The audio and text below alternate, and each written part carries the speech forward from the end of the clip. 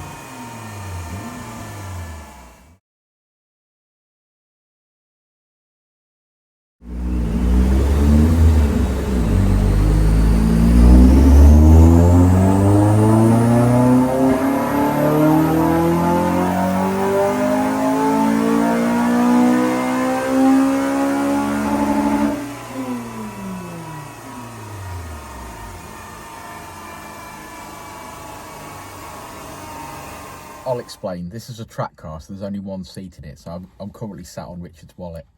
No, you're not sat on my wallet. He's sat on my stool. Oh, my laptop stool, I might have. I'm sat on his stool. FN2 Champ White. I love the rims. What do you think? Divided on the wheels. Wheels are always personal choice. Very personal They choice. They don't do anything for me. No, I really like them. I like this sort of wheel, especially on like a white car with a really dark alloy like that. I do like that. Nice car, track car, as I said.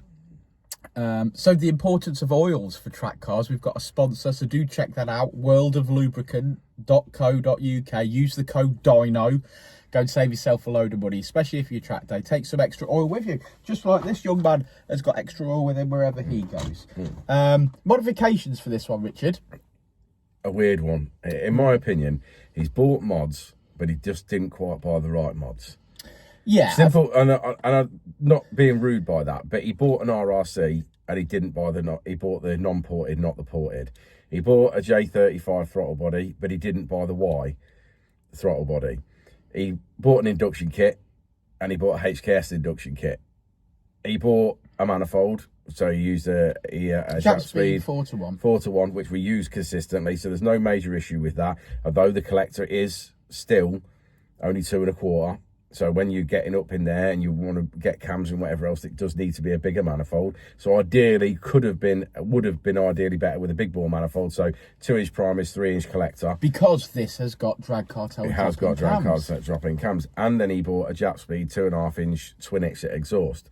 So he's bought mods, but just not the right set of mods. Now, those set of mods are fine if you're not trying to push on. But then, like I say, he went cams with this car. So, in my opinion... And RDX injectors. Yeah. So there's been money spent. That's the thing, isn't it? That's what I'm saying. He spent money, and now to go to revisit, to put the right mods on to make the best power with this car, a lot of money still. You're going to spend a lot of money. Yeah, because we finished today on 234 brake horsepower, and whilst the graph looks fantastic, and that's going to be absolutely usable power for the track, you know, if you were planning a build, which is why you can always speak to us, whether that's on Facebook, Instagram, however you want to do it, if you're planning a build and you haven't already started and you want to know what parts to bolt on to get that end result that you want, yeah, get in touch, talk to us. I feel genuinely that a ported manifold would have been better. A J35Y throttle body would have been better.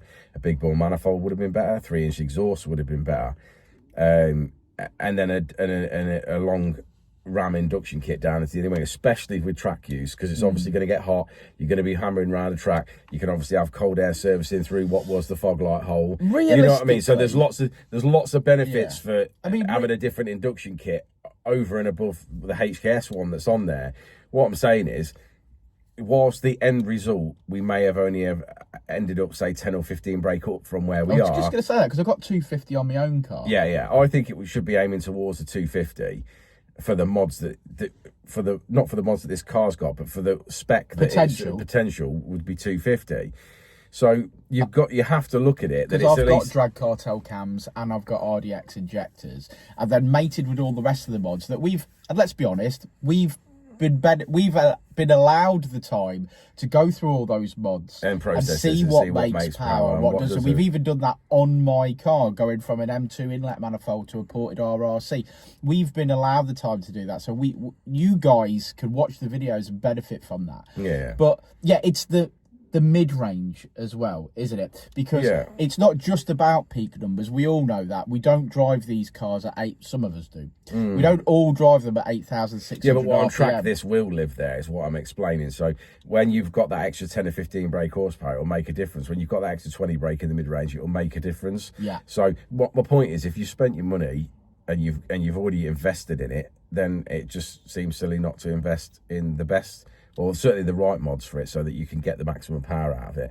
I mean, this will drive, and it will drive amazing, and he'll love it. I know he will, but it would eat away at me going, God, there's another 10 or 15 brake in there somewhere, and I could have got that if I'd have just put this on or put that on. If you were competing. Yeah. But I'm sure he's going to go around all the tracks and he's going to have an absolute blast, because let's be honest, FN2s on a track are great fun. But like we always say, though, you can only tune with what you've got. This is what we've got. We've tuned with it. Nice lad, all the way from Preston. Nice. And it is Good Friday. It is Good So Friday. we have pulled it out the bag to make sure that we get his map done before his track day. So, right, let's have a look at the graph. Let's have a look at the graph. graph. Do it. Well, there we go, the finished article, the finished graph, and it looks absolutely gorgeous, doesn't it? Just like the car.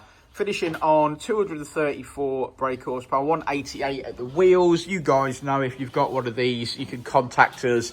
You can give us a shout out if you need some help. Exo Racing, good stuff, you know, Exo Racing. He's a good lad. You should go check out his website for sure. Very helpful young man, certainly helps me out. But if you need any parts, you know, give us a shout. We're happy to supply and fit and tune and all that. Even if you need servicing, like we talk about oils, and we've picked up a sponsor for oil and stuff. So check out World of Lubricants. But we'll see you on the next one, won't we, Richard? Indeed. We will, indeed.